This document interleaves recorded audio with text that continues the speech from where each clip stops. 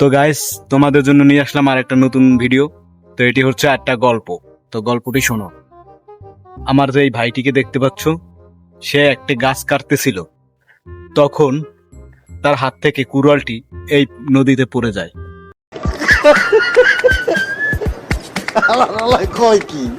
তো পড়ে যাওয়ার পর এখান থেকে একটি জলপরি উঠে আসে একটি সোনার কুড়াল নিয়ে। अच्छा এসে বলল এই ভাইটিকে যে এই কুড়ালটি কি তোমার লাগবে? তারপর আমার ভাই বলল যে না, এই কুড়ালটি আমার না। তারপর কি করলো, জলপরিটি এই নদীটি ডুব দিল। তারপর আমার এই ভাই অজরে কান্না করছে।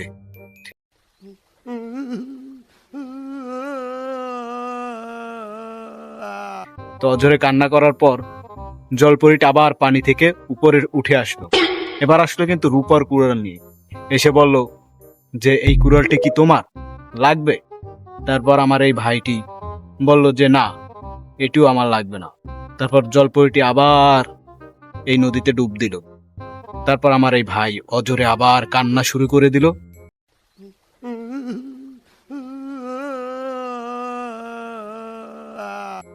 তারপর জলপরিটি পানি থেকে আবার উপরে উঠে আসলো। এবার আসলো আসল কুড়ালটি নিয়ে।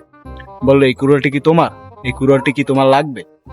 আমার ভাই বলল যে আমার তো কুড়াল লাগবে না, আমার লাগবে তোমার।